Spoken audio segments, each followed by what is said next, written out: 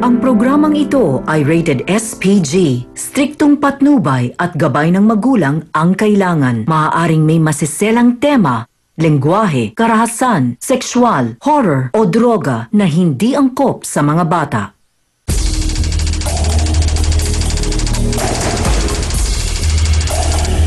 Ngayong umaga, patay na matagal nang nailibing. Ipinanghihingi pa rin ang abuloy ng babaeng hirap ang idinaraing. Ginamit niya yung kapatid ko kahit patay na. Tama ba naman yun? Patay na yung tao hanggang ngayon pinagkakakitaan niya pang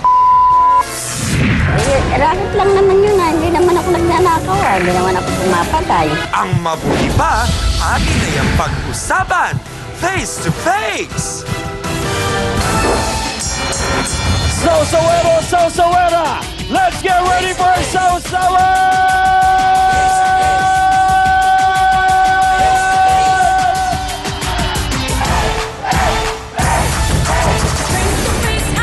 Harapan na naman tayo mga kapatid! Sugod na! Oy! Face to face na! Sa pula, sa puti! Nako! Sana nga magbate! Itigil na ang labanan! Usapang matinuna lamang para! Napusa diyang mapulay ang mukha ng buhay. Tayo magharapan ang usapan. Aminan ang awayan at magkayan. Gusto mo bang makisawsawanan ng ibigan kakayan? Mga kapatid! Ano ang sigaw tuwing umaga? Sinong sisitaw? Sinong hindi? Ang mga putera? Talikuran! Harapin mo! Face to face! Yeah!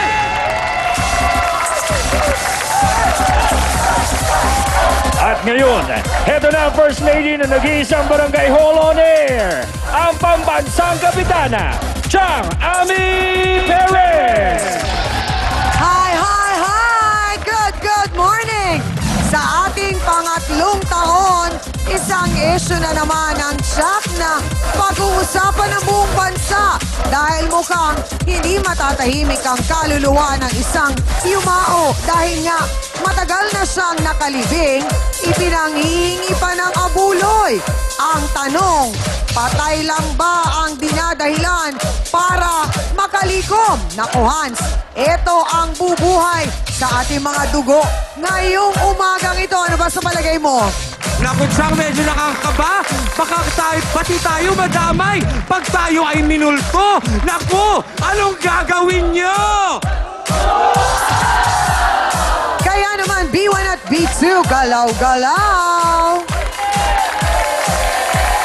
At dahil nga sa ang ating issue ay mabigat, maselan at sensitibo, kailangan natin ang payo ng ating trio. Nandyan sina Attorney Ben Acosta,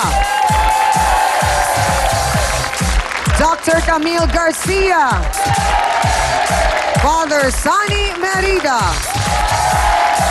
Sila po ang ating trio tagapayo. Kaya naman mga kapatid, mga kasawsawan, let's make it a come on. Face to face na!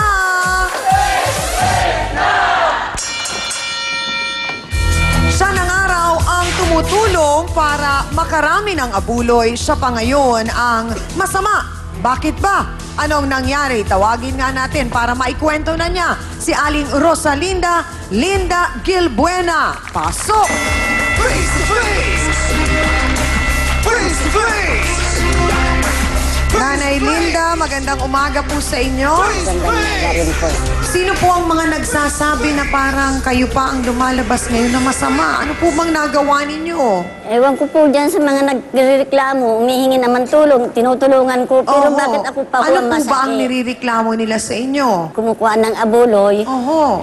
Kumukuha ho ako. Oho. Siyempre po, dala po ko minsan kahirapan. Opo. Hindi naman po ako nagnanakaw, hindi ako mapatay. Oho. Ilang taon na po ba kayo? 58 na po. 58. 58. Opo. Okay po. Eh, May hanap buhay pa ho ba? wala na po. Minsan Oo. naglalabada lang po, paminsan-minsan. Oho. Eh, pag wala ho akong So, pinaglalabadahan, sino ho ang pinaghinga ninyo ng, para kanino po yung hiningi ninyong abuloy? yun po sa kapatid ni Marites. Eh, bakit kayo pa ho ang lumabas ngayon na masama? Hindi ko nga po alam kung anong nirereklamo nila sa akin. Oho. Ano po pangalan ng kausap niyong babae? Marites Oh, po. ano pong usapan ninyo? Eh, sabi po niya, kumuha daw po ako ng Sino po ganyan ba ang abuloy. namatay?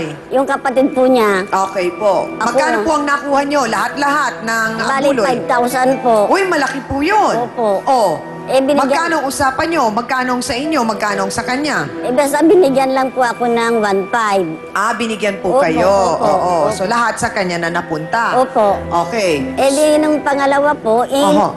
nakakuha lang po ako ng bali 1,500 din. Binigyan din po ako ng 300. Tapos nung pangatlo po, yun nga po, hindi ako nakapangulikta dahil nga naglabada po ako. Pagka nangongolekta po ba, mayroon kayong dinadalang papeles bilang patunay? Death certificate po. Oho. So, yung death certificate, naibalik nyo na po? Naibalik ko na po. Oho. Eh, ang sabi po ninyo sa research namin, sinunog daw po ninyo yung death certificate. Bali po yung ginamit ko po yun na, yung sa kapitbahay namin. Oh, ano naman po yun? Iba naman. Opo. Sino naman po yung kapitbahay na yun? Yung Purisa po. Okay. Eh, ano nga ho ako, humingi ng abuloy. Hindi sinabi ko Bakit po ninyo sinunog? Eh, siyempre po, nalaman ko po, alam ko naman pala na masama. Di sinunog ko na po para hindi ko na po magamit Ano pa pong ulit. masama? Eh, siyempre po, buhay pa ho siya. Yun naman pala. So, ibig sabihin, yung si Aling Purisa, pinagawan po ninyo ng death certificate. Opo, opo. Bakit po? Eh, dala nga po sa kahirapan. Gusto ko po naman na magkaroon ng pera. Oh, pero Dahil wala- kayo naman po ay naglalaba-labada. Yun po ay marangal at maayos na trabaho po yun, Nanay Linda. Eh, paminsan-minsan lang po yun. Eh, parang ang nangyari, pinalabas po ninyo na patay na si Aling Purisa, ganon? Opo, opo. Tapos po, nangolekta kayo. Opo. Magkanong nakolekta nyo? 700 po. Tapos po, binigyan nyo po ba ng pera si Aling Purisa? Binigyan ko rin po. Oh. Tapos binigyan po ako ng 150. Ito pong ginagawa ninyong pangungolektang ito, na pag-alaman ko po, ay ginagawa nyo na po ito ng 5 taon na. Opo. So, hindi po unang nagsimula ito dun sa kapatid ni Aling Marites. Opo. Kanino po unang yung ginawa yan? Nagpapagawa lang po ako. Paano po Opo. nagpapagawa? Parang nag-ano rin po ako sa mga kakilala ko kung pwede ko silang gamitin para mabigyan ko na lang sila. Sabi po ninyo kanina, hindi naman kayo nagnanakaw, hindi Opo. kayo pumapatay, pero pinapatay po ninyo dahil gumagawa kayo ng peke na death certificate. Ganun po ba? Opo.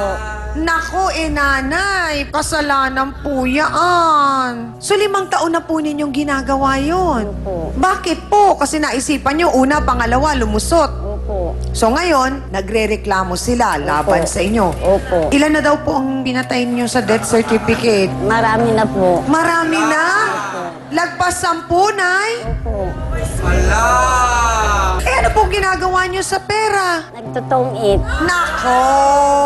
Eh bakit po ninyo dinadala sa sugal? Eh sabi po ninyo kayo ihirap na nga. Tapos igastusin niyo pa sa sugal. Libangan lang po siya kami. Libangan, eh wala, kung ang naglilibang po, yung may panglibang. Kung wala kang panglibang, huwag kang maglibang. Di ho ba? So, gaano kayo kadalas magtong eats? Araw-araw po. Aba naman, imbis na tumatanggap kayo ng labada araw-araw, eh ang inaatupag nyo yung araw-araw na tong eats. So, kaya pala ngayon, nauunawaan namin, kasi yung kapatid niya, gaano katagal na burol? 1 linggo po. O, kailan na libing? Bali, nung naka-1 linggo po siya nailibing, tapos ano pa rin po ako, ginamit ko pa rin po. Humihingi pa rin kayo ng abuloy na ilibing na. Opo. Ay patawarin. Mga kapatid, pinagkakitaan daw kasi talaga ni Aling Linda ang pagkamatay ng kapatid niya. At dahil matagal na itong nakalibing nga, pinagkakaperahan pa rin niya. Yan ang sabi po ni Marites Tuason. Pasok!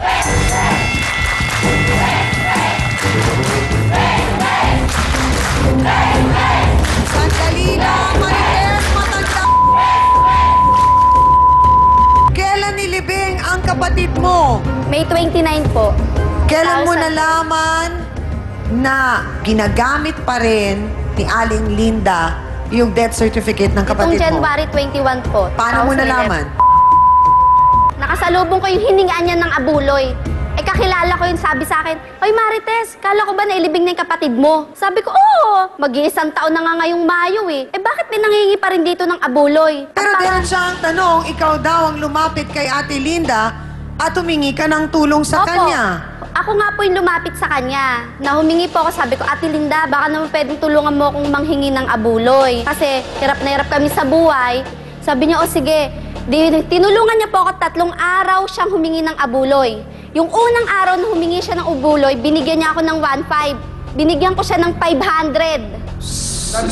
Sabi po ninyo 5,000 yung unang nakuha. Opo. Tapos binigyan niya ako ng 5. Binigay mo sa akin 1,500. Di ba? Binigay ko sa'yo yung 500. Nung pangalawa yun. Anong pangalawa? Pangalawa yun. Pangalawang bigay mo sa akin na 1,000. Sabi niya kasi binigay kita 5,000, di sa- 3,000 sa'yo. Dapat, di ba? Parang ganon. Sinungaling ka 3,500, talaga. parang ganon. Tapos may 500 dun sa pangalawa, so 4,000 ang tama ba? Kanino napunta yung 4,000? Wala po siyang binibigay na 4,000. 1,500 unang binigay mo sa akin. Tandaan mo. Parang 1,500. lumalabas kayo pa ngayon, nanay, ang malaki ang nakuha kesa dun sa tunay na Matik na namatayan. yan. Nangungupit ka. Racket nga eh, di ba? Bakit nga ba nagawa ni Aling Linda na ipanghingi pa rin ang abuloy ang kapatid ni Marites kahit matagal na itong nakalibing? Malalim na iso po ito. Uhukayin natin yan sa pagbabalik po ng Face to Face. Saan po kayo sinama ni Aling Linda? Sa sabungan po. Sa bungan? Opo. Anong ginawa niyo Mangingi doon? po daw ako ng limos. Ako po ang may dala ng papel. Tapos siya po ang tumatanggap ng pera. Harapin